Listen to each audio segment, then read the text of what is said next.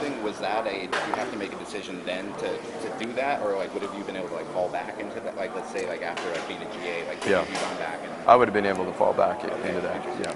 and just asking, from being from that area, how much has that helped you? Like Troy said, that's helped a ton. Like you two relating to each other, like relationship. And I know you only have him for a year, but like, Right. just how important was it to kind of like, especially early on, with what he means to this team? And There's no question. There's a lot of familiar faces from recruiting and/or from being from the same area, and for me and knowing who Troy is and knowing who a lot of these players are from being in and around that area and recruiting that area, but also the guys that coach Troy and coach some of these other guys that are from the Inland Empire. I know a lot of these guys. A lot of these guys are the same as me. They're guys that I played against in high school and now are become coaches. And so being able to have conversations with those coaches back in the area about the guys that play for us coming into this deal, and was a huge part of it, because we didn't have a lot of time, going into spring ball, and you got to forge these relationships and you got to move quickly. And ultimately, this game is all about that. It's so demanding that it takes strong relationships, and those are always in constant motion of being built, enhanced because of the demand of the game. Growing up, or even like coaching in high school. Say it again. Growing up, or even like coaching in high school, could you imagine players like Kayvon and Justin in back-to-back years, leaving Right. town and going to Oregon? You know what? No.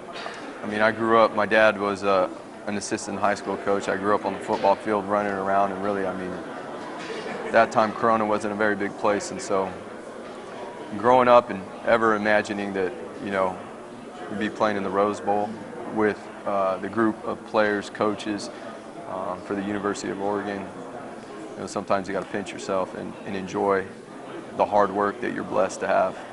Hey, Andy, you said at home that you really enjoy the X's and O's part of this whole deal.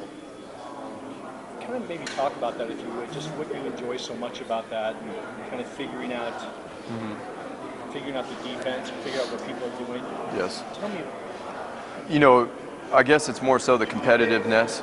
You get older and you can't compete at a lot of things anymore like you used to, and so you find different ways to compete, to challenge yourself mentally, and that's even so, even as a player, going all the way back, those are some of the things that always intrigued me, that I found, week to week, day to day, challenge in studying film, and trying to prepare the best, and those are the things that we try to breed into our players and try to build within our program, and not only for the sake of football, but for whatever career path, whatever field that our players go into down the road. You're going to separate yourself by how you work, how you prepare yourself, and that's a huge part of our program. I think Coach does an unbelievable job with that, and that's one of the things that drew me to Oregon.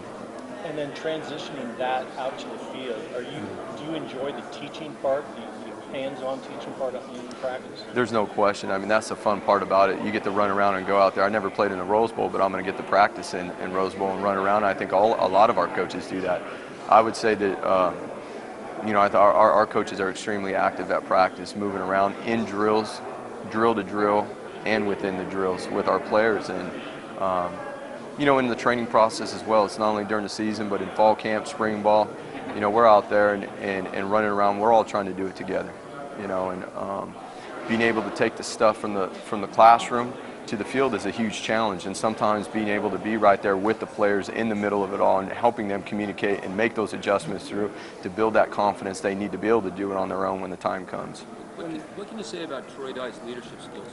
So Troy is his personality is.